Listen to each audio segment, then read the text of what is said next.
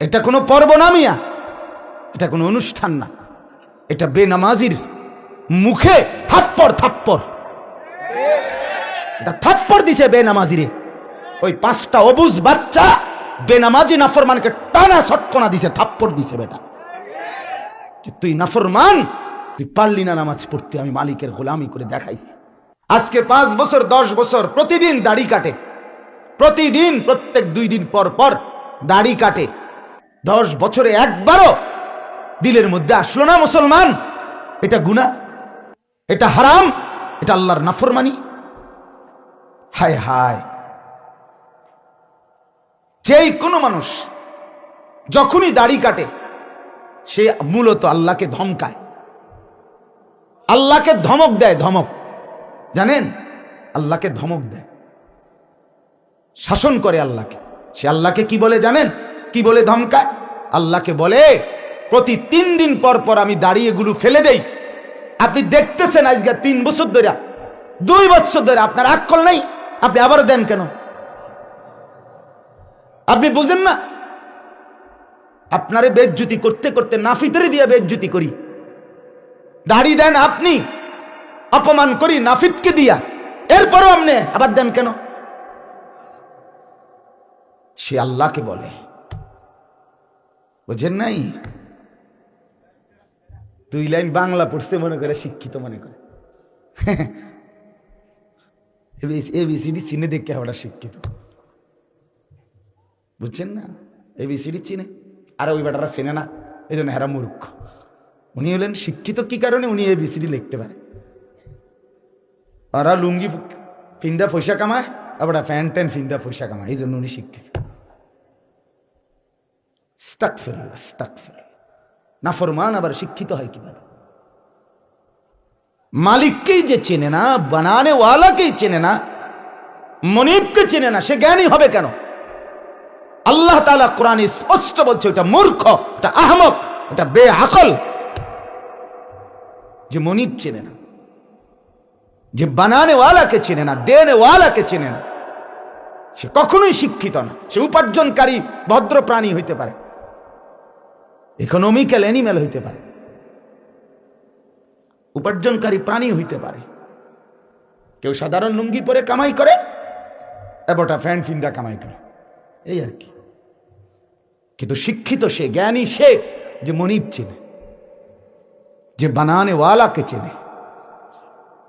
এজন্য দোস্ত ফিকির চাই, ফিকির, ফিকির করো।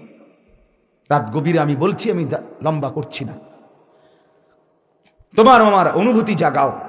এক গুনাহ কতদিন চলবে? যে যেই গুনার উপরে আছো না, আর কতদিন মোবাইলে উলঙ্গ ছবি দেখলে তোমার বিবেকে আসবে এটা গুনাহ? আর কতদিন নারীর পিছনে, নর্তকীর পিছনে ঘুরলে তোমার অনুভূতিতে আসবে এটা গুনাহ? আর কতদিন নামাজ না পড়লে তোমার মনে আসবে এটা গুনাহ? স্ত্রী কতদিন বেপর্দা চললে ওই বেটি বুঝবে এটা গুনাহ? একটু ভাবেন। গুনাহ যত বাড়ে, নাফরমানি যত বাড়ে, লম্বা হয়, তৌফিক তত সংকুচিত হয়। মানে হইল, কারো গুনাহ যদি লম্বা হয়ে যায়, দীর্ঘমেয়াদী হয়ে যায়, তো আল্লাহ তাআলা একদিন, আল্লাহর কসম কোরআনে আছে, আল্লাহ তাআলা একদিন ইচ্ছা করে আল্লাহই গুমরা করে দেয়, কানে এবং অন্তরে মোহর মেরে দেয়, চোখের সামনে পর্দা ফেলে দেয়। দীর্ঘমেয়াদী গুনার কারণে আর কোনোদিন অনুভূতিতেই আসে না, কানেও আসে না, বুঝেও আসে না, দেমাগেও আসে না। 60 বছর বয়স, আমি প্রতিদিন বলি 60 বছর বয়স, এবারটা অনবিড়ি খায়। আপনি মনে করেন আজকে কত বছর বিড়ি খায় উনি? উনার কত বছর পরে উনার বুঝে আসবে বলেন এটা গুনাহ? আর যদি কোনোদিন মনে না আসে, এটা যদি আর কোনোদিন উনার মনে না আসে, কি হবে উনার? এই ঘরে যদি আর কোনোদিন টেলিভিশনটা বন্ধ না হয়, এই বেডি যদি আর কোনোদিন পর্দা না করে, এই মেয়েটা যদি আর কোনোদিন পর্দা না করে, এই ছেলেটা যদি আর কোনোদিন দাড়ি না রাখে, বলেন এই যুবক যদি আর কোনোদিন 5 ওয়াক্ত নামাজ না পড়ে, তো তার হালাত কি হবে? শেষ পর্যন্ত গন্তব্য কোথায়? এজন্য গুনাহ লম্বা হলে তৌফিক আল্লাহ ছিনিয়ে নেয়। বন্দিগির যোগ্যতা আল্লাহ তুলে নেয়। আল্লাহই বলে, যা ঠিক আছে, তোর নষ্ট পথেই তুই চলতে থাক, তোর উল্টো পথেই চলতে থাক। এই জন্য আমি সব সময় বলি, কেউ ছবি দেখে মজা পায়, আলহামদুলিল্লাহ আমরা হাজারো ইমানদার প্রতিদিন আল্লাহকে সেজদা দিয়ে তার চাইতে বেশি মজা পাই। তুমি নর্তকী দেখে যদ্দুর মজা না পাও, আমি আমার মনিবের সেজদা দিয়ে তার চাইতে কোটি গুণ বেশি মজা পাই, কোনো সন্দেহ নাই।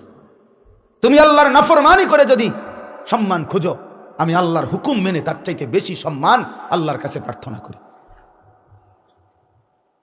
এই জন্য বাপ, গুনাহ আর নাফরমানি করে, আল্লাহর অবাধ্যতা করে নিজেকে বুদ্ধিমান না ভাবা, চালাক মনে করেন না। কোন নাফরমান নিজেকে চালাক মনে করেন না।